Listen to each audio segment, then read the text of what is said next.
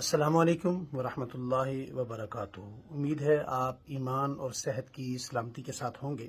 ایک ویڈیو نظر سے گزری ہے، میں توجہ چاہوں گا آپ حضرات کی اس بات پر، تھوڑا سا توجہ فرمائیے گا۔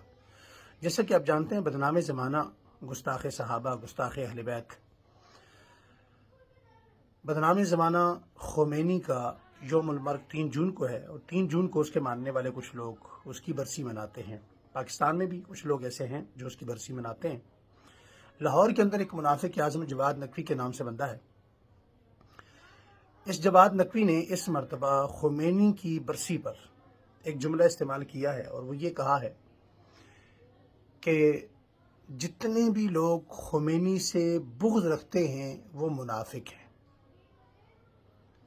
سوال یہ پیدا ہوتا ہے کہ اس جملے کی زد میں کون کون آ رہا ہے؟ دیوبندی، بریلوی، اہل حدیث، ان تینوں مسالک کی عوام، ان تینوں مسالک کے مشائخ، ان تینوں مسالک کے علماء اکرام، ان تینوں مسالک کے کبار بزرگ۔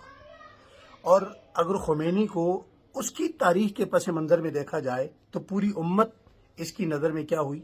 منافق اعظم۔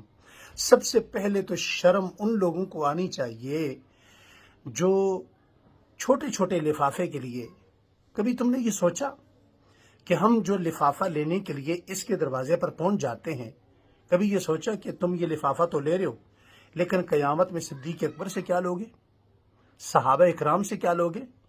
روض رسول پر نبی کریم علیہ السلام کو کیا منہ دکھاؤ گے؟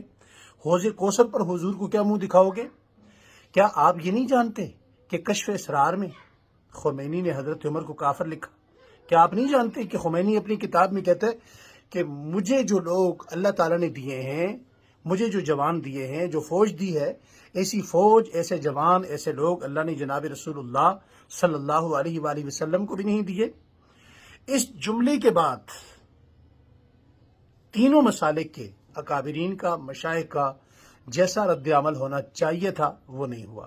یہ بہت افسوس کی بات ہے، اور میں یہ سمجھتا ہوں کہ جواد نقوی کو شاید اس بات کا علم نہیں ہے کہ ہم اس سے صرف بغض نہیں رکھتے، ہم اسے گستاخ سمجھتے ہیں، ہم اسے اس کے عقائد کی بنیاد پر کافر سمجھتے ہیں، ہم اس کی حرکتوں کی بنیاد پر اسے مرتد سمجھتے ہیں، اور پاکستان کے اندر جو اس نے دہشت گردی لائی، اس نے جو گستاخانہ لٹریچر بھیجا، اس بنیاد پر ہم اسے مسلمانوں کا پاکستان میں اور پوری دنیا میں دشمن سمجھتے ہیں۔